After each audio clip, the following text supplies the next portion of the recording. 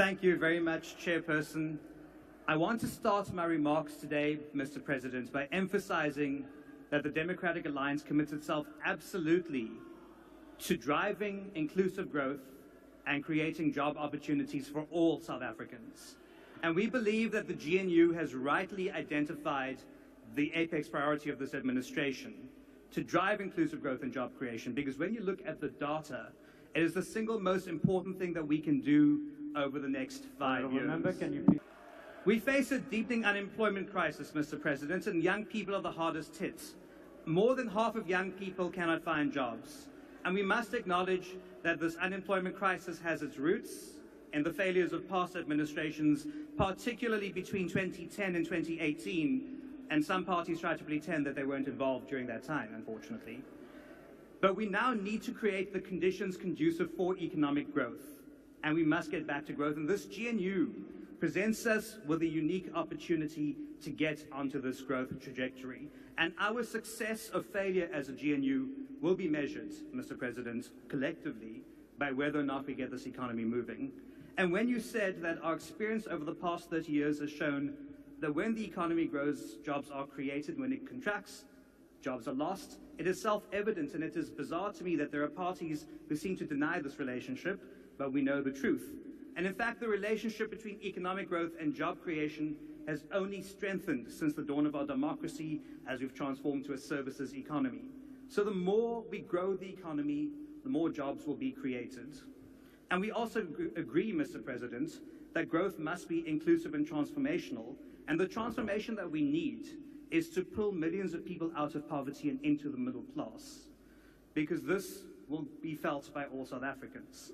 Now, in addressing the role of municipalities, Mr. President, you mentioned that municipalities must become both providers of social services and facilitators of inclusive economic growth.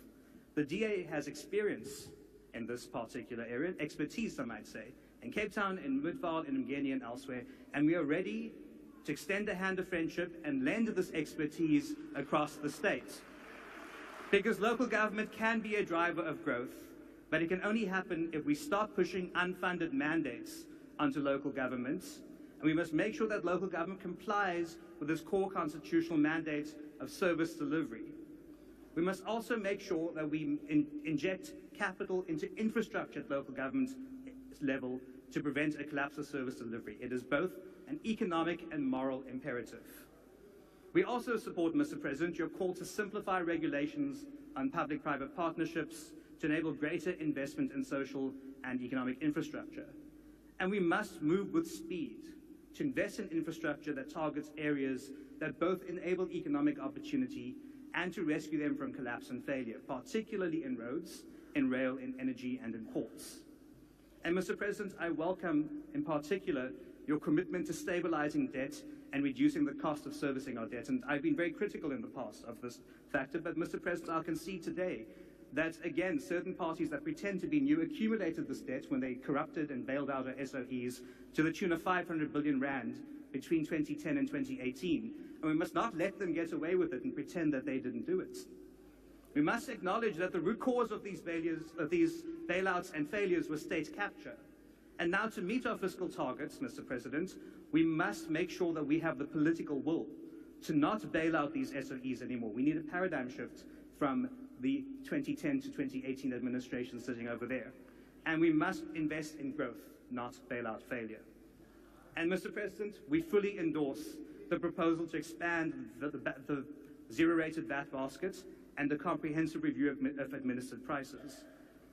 Administered prices have been a significant driver of inflation, and market-related prices, as opposed to administered prices, have actually had much lower levels of inflation. But we do have points of divergence, and of course it is around BEE. Every party included in the GNU agrees that we must get better economic outcomes for the poor and address historical imbalances. And I can say, Mr. President, proudly that the DA believes in redress, but we do not support creating new systems of exclusion. In the state, we do not use race to determine who gets a social grant or an RDP house, but these interventions have been very successful precisely because they use poverty as the marker of who to empower, not race. And it's moving to that system more broadly would end the rent-seeking and abuse by politicians who enrich themselves repeatedly at the expense of the state. We must also clean up public procurement, Mr. President, because we cannot continue as normal. The status quo is plagued with corruption, particularly at municipal level, and we need stronger mechanisms to prevent corruption in public procurement and get value for money. Now, Mr. President, we need one third area of reform, and you've mentioned this. It is on the master plans. It is not good when government tries to pick winners or losers. So we must move our industrial policy to interventions to those that grow exports and target activities such as investment in infrastructure and innovation rather than try to pick winners or losers. With that formula, Mr. President, there's much in your economic agenda to celebrate, and as the new Deputy Minister of Finance, you have my support. I thank you.